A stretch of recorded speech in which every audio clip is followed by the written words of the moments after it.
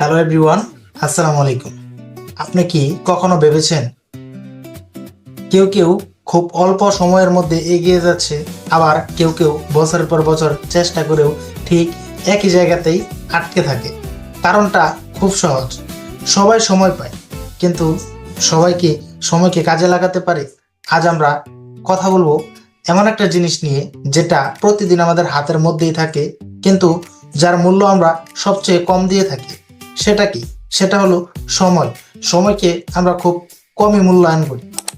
দেখেন, আপনি টাকা হারালে আবার তা অর্জন করতে পারবেন, কিন্তু হারানোর সময় কি কখনো আর ফিরে পাবেন?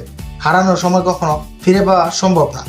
যারা সময়ের মূল্য বুঝে তারাই জীবনে সঠিক সিদ্ধান্ত নিতে পারে, কারণ সময় কাউকে অপেক্ষা করায় না। Time and tide wait for no. আজ আপনি সময়কে কিভাবে ব্যবহার করছেন সেটাই ঠিক করে দেবে আপনার আগামীকাল। মনে রাখবেন, সময় মানেই সুযোগ, আর সুযোগ মানেই ভবিষ্যৎ। এই কারণেই বলা হয় টাইম ইজ মানি।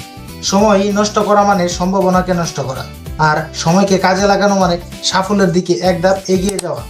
কিন্তু শুধু সময় থাকলেই সফল হওয়া যায় না।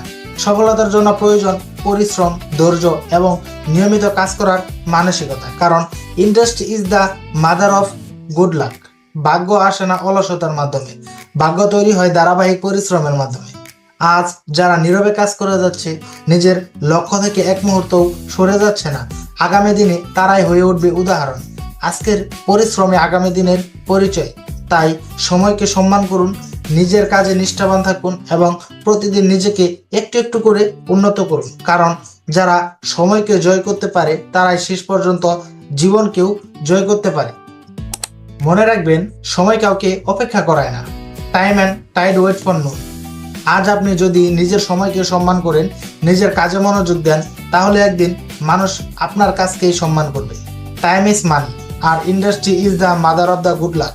পরিশ্রম করুন নীরবে, সাফল্য একদিন নিজেই কথা বলবে। আজ থেকে শুরু করুন, কারণ সঠিক সময় বলে কিছু নেই। এই মুহূর্তটাই সঠিক সময়। ধন্যবাদ সকলকে। আসসালামু আলাইকুম।